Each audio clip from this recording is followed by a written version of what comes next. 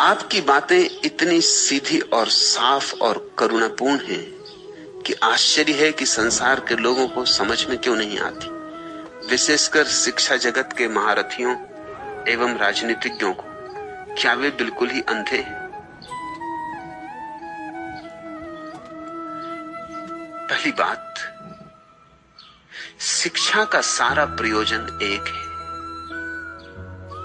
और वह है कि तुम्हें अतीत से न टूटने दिया जाए। शिक्षा का सारा न्यस्त स्वार्थ एक है कि तुम्हें परंपरा से मुक्त न होने दिया जाए। शिक्षा परंपरा की सेवा में नियोजित है और मैं जो कह रहा हूं वह परंपरा नहीं, मैं जो कह रहा हूं वह अतीत नहीं, वर्तमान है। शिक्षा का वर्तमान से कोई संबंध नहीं। शिक्षा पीछे की तरफ देखती, शिक्षा की आंखें चैथी पर लगी, वो पीछे की तरफ देखती। जो पहले हो गया है उसको ही पढ़ाई जाती, उसको ही समझाया जाती। जो आज हो रहा है उससे शिक्षा का कभी कोई संबंध नहीं होता। जब ये भी अतीत हो जाएगा तब शिक्षा इसको भी पढ़ाएगी। ध्यान रखना, कभी तुम्हारे शिक्षा शास्त्री मुझे पढ़ाएंगे, लेकिन वो तब पढ़ाएंगे जब मैं जा चुका, जब अतीत हो गया, जब मैं काम का ना रहा। शिक्षा शास्त्री तभी पकड़ता किसी चीज को जब वो राख हो जाती, जब उसमें से अंगारा खो जाता। कबीर जब जिंदा थे तो शिक्षा शास्त्री कबीर से कोई संबंध नहीं जोड़ सका। अब कबीर पर कितनी पीएचडी लिखी जाती तुम देखते हो। जितने शोध ग्रंथ कबीर पर लिखे गए उतने किसी पर नहीं लिखे गए। गंवार कबीर पर इतने शोध ग्रंथ। अगर कबीर ने नौकरी की आकांक्षा की होती किसी विश्वविद्यालय में तो चपरासी की भी जगह न मिलती। आचार्य के पद की तो बात ही अलग। कबीर को ये विश्वविद्यालय विद्यार्थी की तरह भी प्रवेश देने को राजी होते, ये भी संदिग्ध थे।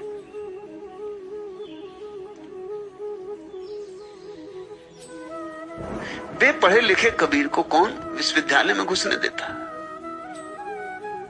और आज तुम्हारे तथाकथित पंडित और आचार्यगण और शोधकर्ता अपनी जिंदगी कबीर में गंवाते कि कबीर का क्या मतलब है, कबीर का क्या अर्थ है। कबीर की उलट बांसियों को सुलट कर रहे हैं, समझाने की कोशिश में लगे।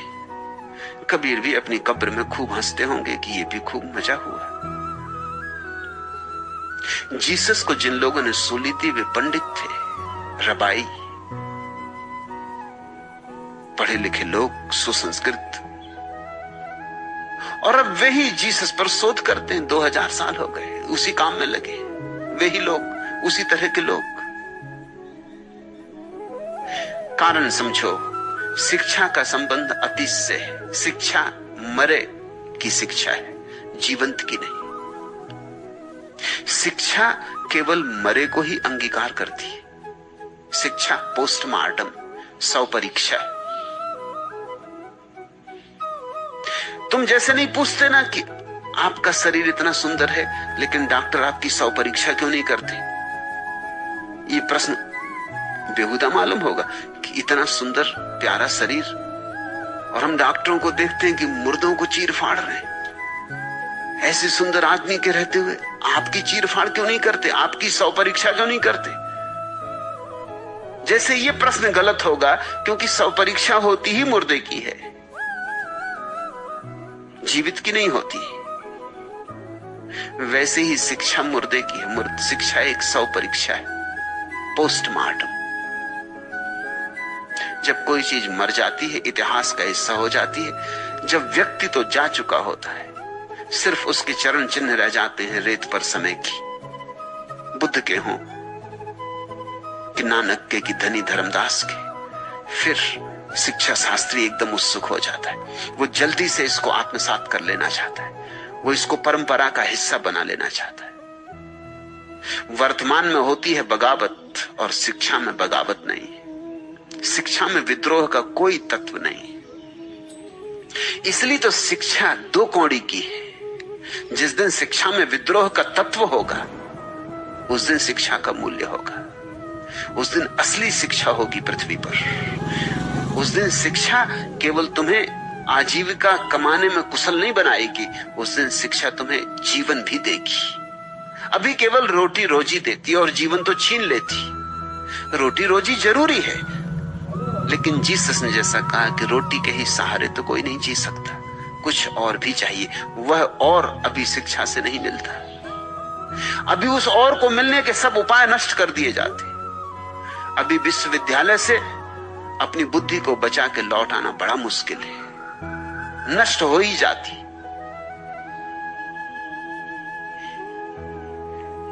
शिक्षा की इजाद ही इसलिए की गई थी ताकि पुरानी पीढ़ी अपनी जानकारी को नई पीढ़ी को दे जाए। शिक्षा का प्रयोजन ही शुरू में यही था, वही अब भी है। बाप ने जो जाना है वो अपने बेटे को देना चाहता है। फिर जानकारियां इतनी हो गई कि बाप इस काम को खुद नहीं कर सकता था, नहीं तो और काम ना कर सके। तो फिर नौकर मध्यस्थ रखे गए, वे ही शिक्षक है। शिक्षक बाप की नौकरी में है बेटे को पढ़ाने को।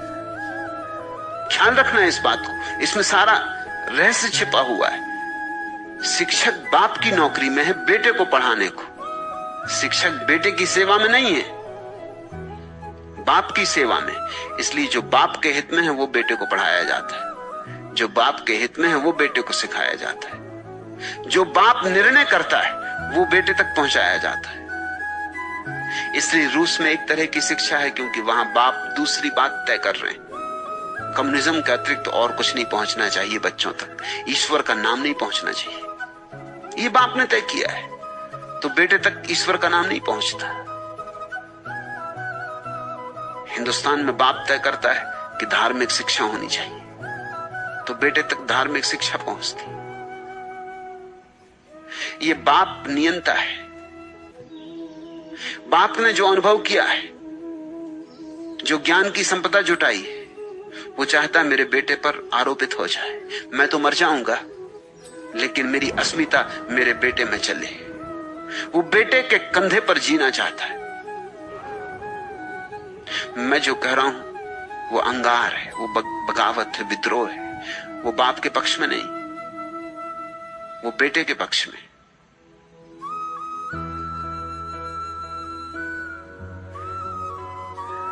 वह अतीत के पक्ष में नहीं, भविष्य के पक्ष में।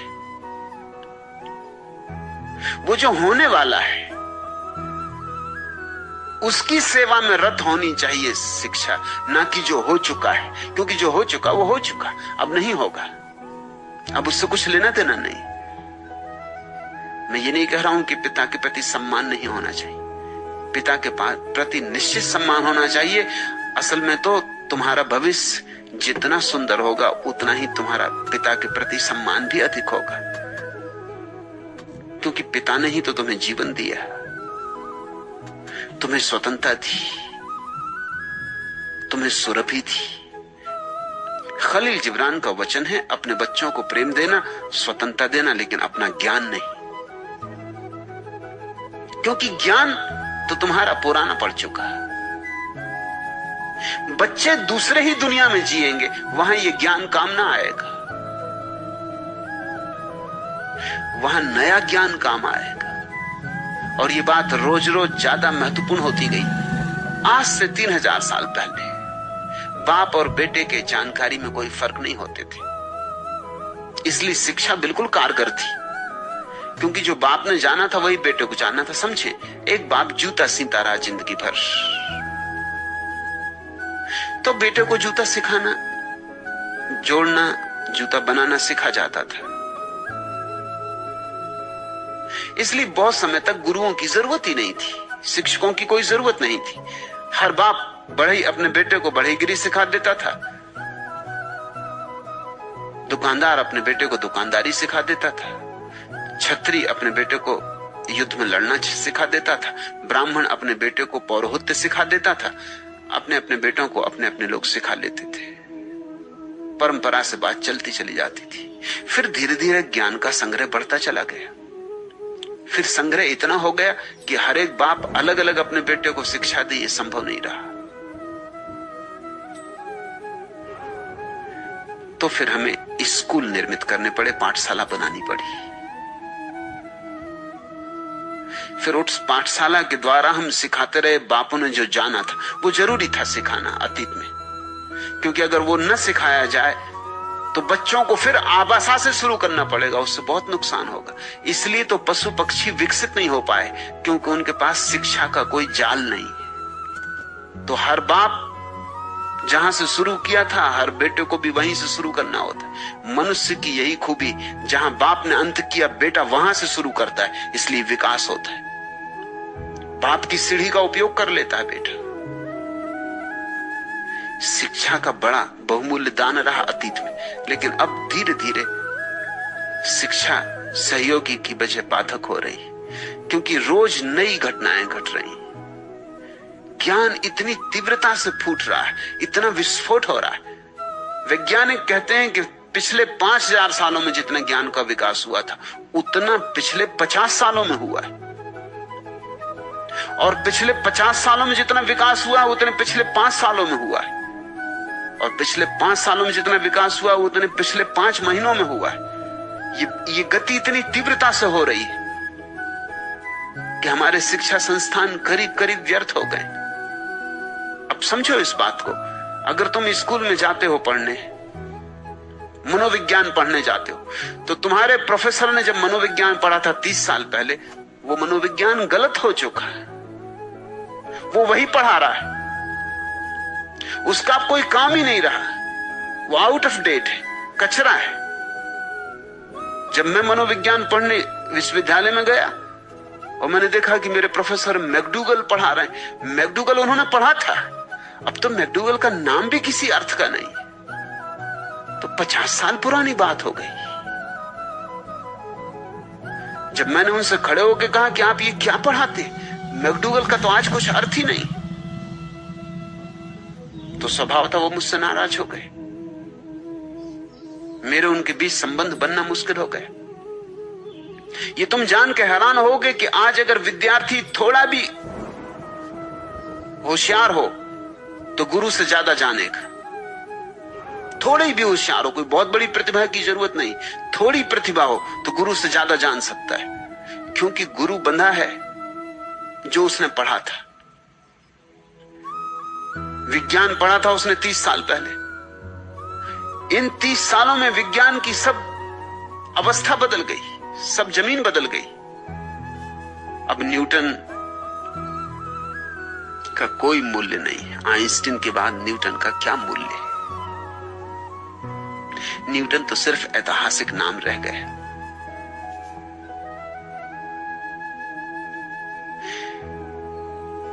आज तो इतनी तेजी से परिवर्तन हो रहा है, इतनी तेजी से नई जानकारियां और नया ज्ञान फूट रहा है कि बहुत मुश्किल है कि गुरु शिक्षक इसके साथ तादाद में रख सके।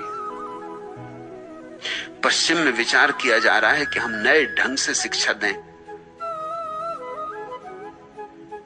शिक्षा की संभावना भविष्य में यह है कि शिक्षक विदा हो जाएगा, उसका कोई मूल्य नहीं रह जाएगा, या उसका मूल्य बहुत गौण हो जाएगा। उसकी जगह कंप्यूटर होंगे, क्योंकि आदमी को सीखने में बहुत वक्त लगता है, कंप्यूटर जल्दी सीख लेते हैं। 1 मिनट में सारी बाइबल कंठस्थ करवाई जा सकती कंप्यूटर को। तो ज्ञान इतनी तेजी से घट रहा है कि कंप्यूटर ज्ञान को सीखेगा और कंप्यूटर सिखाएगा विद्यार्थियों को, तभी हम तालमेल रख सकेंगे, नहीं तो सब तालमेल टूटा जा रहा है। टेलीविजन का उपयोग होगा। अब भूगोल पढ़ानी पुराने ढंग से, टांगे हैं नक्शा, पागल हो गए हो? टेलीविजन मौजूद है, तुम नक्शा टांगे हुए हो। तुम समझा रहे हो कि लंदन कैसा नक्शे से, जबकि टेलीविजन पर लंदन पूरा का पूरा दिखाया जा सकता है, और जो बात देखी जाती है वो कभी भूलती नहीं। याद करने की जरूरत नहीं है। सारी दुनिया का नक्शा फिजूल है। टेलीविजन काम कर देगा, और भविष्य में टेलीविजन की भी जरूरत नहीं होगी। दुनिया इतने करीब आ गई है कि घंटे भर में तो लंदन पहुंचा जा सकेगा। ले गए विद्यार्थियों को, लंदन दिखा दिया, बात खत्म कर दी। नाहक समय खराब करना, और तब वे भूलेंगे नहीं। जो बात नहीं हो सकती थी पहले, अब हो सकती। तकनीक विकसित हुए, और तकनीक इतने विकसित हुए हैं कि तकनीक भविष्य उन्मुखी है। आदमी के माध्यम की अब बहुत ज्यादा जरूरत नहीं रही। तुम पूछते हो कि शिक्षा महारथी, पहले तो महारथी इत्यादि शिक्षा में कहां होते? बैलगाड़ियां चला रहे हैं लोग, रथ वगैरह हैं कहां? कोचवान कहो। असल में जो कुछ नहीं हो पाता वो शिक्षक हो जाता। पहले तो वो भी कोशिश करता है कांस्टेबल हो जाए, कि चलो इंस्पेक्टर हो जाए। जब कहीं जगह नहीं मिलती तो वो सोचता है चलो अभी स्कूल में शिक्षक ही हो जाए। अपने भाग में नहीं कांस्टेबल होना, क्योंकि मजा तो कांस्टेबल के हाथ में है, ऊपरी लाभ तो कांस्टेबल के हाथ में है। शिक्षक तो सबसे दयनीय जीव है। जब कोई आदमी कहता है मैं शिक्षक हूं, तब जरा उसकी शक्ल देखो। वो ऐसे कह रहा क्या करें, मजबूरी है, जन्मों जन्मों के कर्म भोग रहे हैं, शिक्षक है। आदमी डरता ये कहने कि मैं शिक्षक हूं। जब कोई आदमी कहता कलेक्टर हूं, तो उसकी चेहरे पर रौनक होती। शिक्षक हूं, सब रौनक विदा हो जाती। दीनहीन है शिक्षक, और उसके पास संपदा क्या है? संपदा कोरा जानकारी का संग्रह, कीड़ा है किताबों का, किताबें खाता रहा है। जिंदगी नहीं जानी है, किताबों से उसकी जानकारी है। जीवन नहीं देखा है, किताबों में छपी जीवन की तस्वीरें देखी, उसका ज्ञान उधार है। प्रेम नहीं किया है, प्रेम की कविताएं पढ़ी। कोई स्वांतः सुखा है, अनुभव नहीं हुए। दूसरे जो कह गए उसी को सुन सुन के दोहराता रहा। तोता है, तोतों को बगावत की बातें ठीक नहीं लगती। तोते को तो वही अच्छा लगता है जो वो दोहरा सकता है। तो अगर हरे राम हरे राम हरे राम कह सकता है तो हरे राम हरे राम हरे राम कहता है। अब तुम आज नया मंत्र सिखाओ, तोता नाराज होता है। वो कहता है इतना समय खराब किया हरा राम सीखने में, अब तुम आ गए नया मंत्र लेके। मैं तो अपना पुराना ही दोहराऊंगा। शिक्षक नए को सीखने में उत्सुकता नहीं दिखाता, और जिंदगी रोज नई है, इसलिए शिक्षक का जिंदगी से कोई संबंध नहीं होता। जिंदगी के असली शिक्षक होते हैं कवि, चित्रकार, संगीतज्ञ, जो जीते। मगर उनको कौन शिक्षक मानता है? वे ही नए के उद्गाता हैं, उनसे ही नया अवतरित होता है। परमात्मा उनका ही सहारा लेता है, तोतों का सहारा नहीं लेता।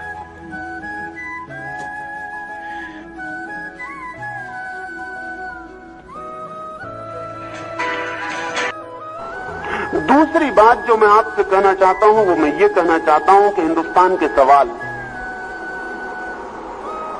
हमारे हजारों साल के पैदा किए हुए सवाल, उन्हें हम एक दिन में नहीं तोड़ सकते। कोई उपाय नहीं है उन्हें एक दिन में तोड़ देने का। और उन्हें एक दिन में तोड़ने की कोशिश में सिर्फ यही हो सकता है कि हम और सवाल पैदा कर लें। हिंदुस्तान की कठिनाइयां एक दिन की नहीं है। 5000 साल का पूरा इतिहास हिंदुस्तान की कठिनाइयों का इतिहास। हिंदुस्तान की जड़ें 5000 साल से पीड़ित, रुग्ण और विकृत हो गई। अगर कोई आदमी चाहे कि इन्हें एक दिन में बदलने की जल्दबाजी दिखाए, तो वो जल्दबाज आदमी जड़ों को सुधार पाए इसकी संभावना कम है, जड़ों को मिटा डाले, तोड़ डाले इसकी संभावना ज्यादा है। हिंदुस्तान की आने वाली युवा पीढ़ी को यह भी समझ लेना चाहिए कि सवाल जितने पुराने होते हैं उतने धीरज से उनके साथ मुकाबला करना पड़ता है। लेकिन क्रांतिकारी कभी भी धैर्यवान नहीं होता। क्रांतिकारी अधैर्यवान होता। वो बहुत शीघ्रता से कुछ करना चाहता है, इसकी बिना फिक्र किए कि कुछ चीजें शीघ्रता से की ही नहीं जा सकती। एक बच्चा मां के पेट में 9 महीने लेता है, तब मैच्योर होता है, तब वो जन्म लेता है। जल्दी की और अगर 5 महीने में गर्भपात कर लिया तो बच्चा तो मरेगा ही, मां भी मर सकती है। हिंदुस्तान में मुझे ऐसा लगता है कि हमारी समस्याएं पुरानी हैं और हमारे हल करने की जल्दी बहुत अधैर्यपूर्ण है। हम प्रत्येक चीज को आज हल करना चाहते हैं जो कि नहीं हल हो सकती। अगर हिंदुस्तान को ठीक से प्रौढ़ता पानी हो और बुद्धिमत्ता पानी हो तो अपनी समस्याओं की गहराई और ये भी समझ लेनी चाहिए कि वो वक्त लंबा लेंगी, वो जल्दी नहीं तोड़ी जा सकती। ना तो गरीबी आज मिटाई जा सकती है, चाहे हम जमीन छीन के बांट दें और चाहे हम सारी फैक्ट्रीज पे कब्जा कर लें और चाहे हम सारे मुल्क की संपत्ति को वितरित कर दें, गरीबी आज नहीं मिट सकती। क्योंकि गरीबी के पीछे 5000 साल की लंबी कहानी। ये गरीबी 5000 साल की गरीबी। इस गरीबी को जो आज मिटाने की कोशिश करेगा, मैं मानता हूं वो मुल्क को और भी गरीब हालत में छोड़ जाएगा। क्योंकि इस गरीबी को जल्दी में मिटाने की कोशिश उस इंतजाम को भी तोड़ सकती है जो इंसान इस मुल्क को थोड़ी बहुत संपत्ति दे रहा है। लेकिन हम बहुत जल्दी में भरे हैं। हमारा जवान चाहता है सब आज हल हो जाए, हर आदमी को आज नौकरी मिल जाए। ये नहीं हो सकता। नेता मुल्क के बेईमान हैं, वो झूठे आश्वासन दिए चले जाते हैं। वो आश्वासन दिए चले जाते हैं कि नहीं ये हो जाएगा, ये जल्दी हो जाएगा, ये जल्दी हो सकेगा कि सबको नौकरी मिल जाए। ये नहीं हो सकेगा। इस मुल्क में सबको नौकरी नहीं मिल सकती। नहीं मिल सकती इसलिए कि इस मुल्क के पास उतना काम नहीं है जितने लोग। नहीं मिल सकती इसलिए कि इस मुल्क के पास जितने लोगों को हमने शिक्षित कर लिया है उतना भी काम नहीं है, और जितने लोगों को हम शिक्षित कर रहे हैं उनके लिए भविष्य में कोई काम नहीं होगा। लेकिन ये मजबूरी है और ये हम सबकी मजबूरी है। अगर इसको हमने जल्दबाजी की तो शायद जितना काम मिल सकता है वो भी ना मिल पाए, और अगर हम धैर्य से प्रयोग करें तो शायद हम मार्ग, नए कामों की दिशाओं को खोजने में समर्थ हो सकते हैं। असल में हिंदुस्तान के जवान को पुराने किस्म के काम मांगने की बात छोड़ देनी चाहिए अगर हिंदुस्तान की समस्याओं को हल करना हो। हिंदुस्तान के जवान को अपनी जवानी का बड़े से बड़ा प्रयोग हिंदुस्तान में नए काम पैदा करने में दिखाना चाहिए। उसे पुराने ढंग के काम मांगना बंद कर देना चाहिए।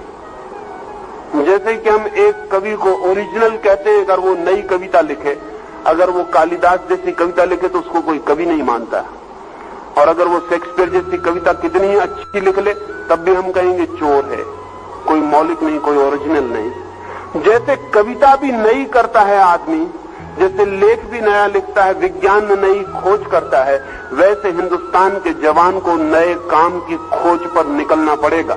1000 तरह के नए काम खोजे जा सकते हैं, लेकिन हिंदुस्तान के सब जवान पुराने दरवाजों पर दस्तक दे रहे हैं। उन पुराने दरवाजों के काम चुप गए। सच तो यह है कि पुराने दफ्तरों में जरूरत से ज्यादा आदमी, और ध्यान रहे जहां 2 आदमी काम कर सकते हैं, अगर वहां 6 आदमी हो गए तो जो काम 2 आदमी करते थे वो 6 आदमी और बिगाड़ देंगे, वो 6 नहीं कर पाएंगे।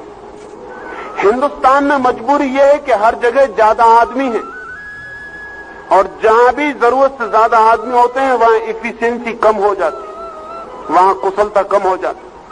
अंग्रेज जिन दफ्तरों में 1 क्लर्क से काम चला रहे थे वहां 10 क्लर्क, और अंग्रेज का 1 क्लर्क जितना काम कर रहा था उतने 10 क्लर्क नहीं कर रहे हैं। असल में 10 क्लर्क कर ही नहीं सकते उतना काम।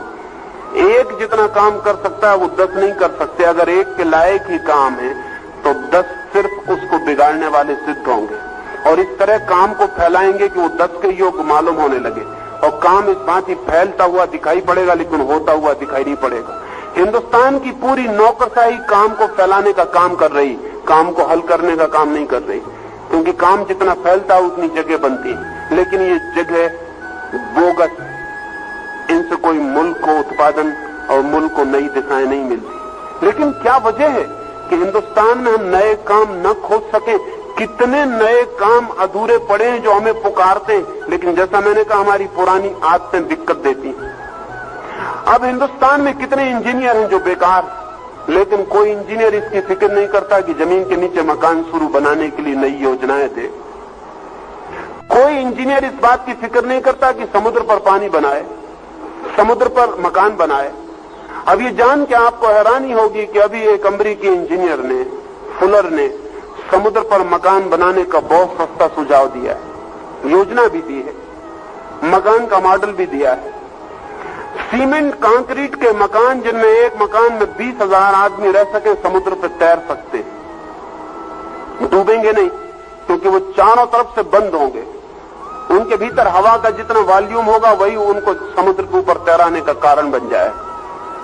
वो जमीन पर बनने वाले मकानों से सस्ते होंगे और जमीन को घेरेंगे नहीं। और हिंदुस्तान को तो जमीन की जरूरत है। हिंदुस्तान पर जमीन जितनी गिर जाएगी उतना भोजन मुश्किल में पड़ जाएगा। हिंदुस्तान के इंजीनियर को फिक्र करनी चाहिए कि पानी पर मकान बनाए, हवा में भी मकान बनाए जा सकते हैं। एक दूसरे ब्रिटिश इंजीनियर ने हवा में मकान बनाने का मॉडल दिया, लेकिन हिंदुस्तान के बच्चे कब इस दिशाओं में सोचेंगे?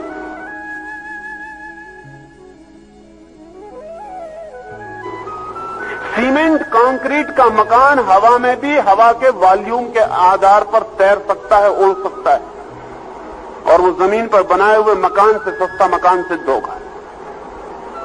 लेकिन हिंदुस्तान का इंजीनियर जमीन पे मकान बनाता चला जाएगा। मकान भी वो उस ढंग से बना रहा है जिस ढंग से 5000 साल पहले हमारे बाप दादे बनाते थे। अब किसी को ईंट बनाने की जरूरत नहीं होनी चाहिए। ईंट तब बनती थी जब हम पूरी दीवार सीधी नहीं बना सकते थे। अब हम पहले ईंट बनाएंगे, फिर ईंट को हम जोड़ेंगे, फिर आकर दीवार बनाएंगे। अब तो दीवार सीधी बन सकती है। अब इतनी मोटी दीवारों की भी जरूरत नहीं है। अब हम बहुत और ढंग से जिंदगी को जीने की व्यवस्था करने की खोज कर सकते हैं। अब जो इंजीनियर जमीन पर छोड़ के हवा में या पानी में मकान बनाएगा उसके लिए काम नहीं होगा, उसके लिए खुद तो काम होगा। वो अपने जैसे हजारों इंजीनियरों के लिए नए काम की दिशा खोल देगा। लेकिन नहीं, वो इंजीनियर अपनी दरखास्त लिए खड़ा हुआ है पीडब्ल्यूडी के दफ्तर के सामने कि हमको नौकरी चाहिए। नहीं, हिंदुस्तान का जवान अपने को जवान सिद्ध नहीं कर रहा। जवानी का पहला लक्षण यह है कि वो मौलिक खोजें करे। उसे जानना चाहिए कि उसके माता पिताओं ने उसे जहां पहुंचा दिया है वहां उनकी सामर्थ्य चुक गई है, सैचुरेशन आ गया है, चीजें चुक गई हैं, उसके आगे अब चीजें नहीं जा सकती। हमेशा जिंदगी में जवानों को नई चीजें खोजनी पड़ती हैं। हिंदुस्तान के सामने बड़ी से बड़ी समस्या ये है कि हम नई दिशाएं कैसे तोड़ें। नई दिशाएं तोड़ी जा सकती हैं, कोई कारण नहीं है। जमीन के नीचे मकान बन सकते हैं, और जब से एयर कंडीशनिंग की सुविधा हो गई तब से हम जमीन के नीचे बहुत मकान फैला सकते हैं। असल में हिंदुस्तान में अब कोई फैक्ट्री जमीन के ऊपर नहीं बननी चाहिए, क्योंकि उतनी जमीन छिन जाएगी पैदावार से। अब तो हमें सारी फैक्ट्रियां जमीन के नीचे डाल देनी चाहिए। हिंदुस्तान में कोई रेल का मार्ग अब जमीन के ऊपर नहीं होना चाहिए, क्योंकि उतनी जमीन हम नहीं खो सकते। वो जमीन हमें पैदावार के लिए चाहिए, लेकिन नहीं, हम जमीन खोए चले जा रहे हैं। जमीन के नीचे हमारी कोई दिशा नहीं कि हम जमीन के नीचे प्रवेश कर जाएं, हवा में उड़ जाएं, समुद्र पर चले जाएं। अब हिंदुस्तान में कितने लड़के केमिस्ट्री पढ़ रहे हैं, कितने लड़के केमिस्ट्री में पीएचडी कर रहे हैं, लेकिन बड़ी हैरानी की बात मालूम पड़ती है कि हिंदुस्तान की केमिस्ट्री का पीएचडी भी आखिर एक कॉलेज में नौकरी के लिए खड़ा हो जाता है। हिंदुस्तान को तो बहुत बड़े रासायनिकों की जरूरत है, जो हिंदुस्तान को ऐसा भोजन दे सके जो जमीन में पैदा नहीं होता। सिंथेटिक फूड की जरूरत, रोज संख्या बढ़ती चली जाएगी। अब आपको पुराने भोजन करने की आदतें छोड़नी पड़ेंगी कि आप रोज 1 किलो भोजन पेट में डालें, ये पागलपन अब आगे नहीं चल सकता। अब आपको एक गोली पर राजी होना पड़ेगा। लेकिन मैं मानता हूं कि एक गोली स्वास्थ्यपूर्ण हो सकती है 1 किलो भोजन की बजाय, क्योंकि 1 किलो भोजन करना बहुत ही अनुत्पादक पुराना ढंग है। 1 किलो भोजन करके पचाते तो एक गोली के लायक ही हैं, बाकी फिर शरीर को बाहर भी फेंकना पड़ता है। वो फिजूल की मेहनत, उस मेहनत से मुल्क को बचाने की जरूरत। लेकिन हिंदुस्तान के लड़के उस दिशा में कोई फिक्र नहीं करेंगे, वो पुराना ढंग जारी रहेगा। हिंदुस्तान का लड़का भी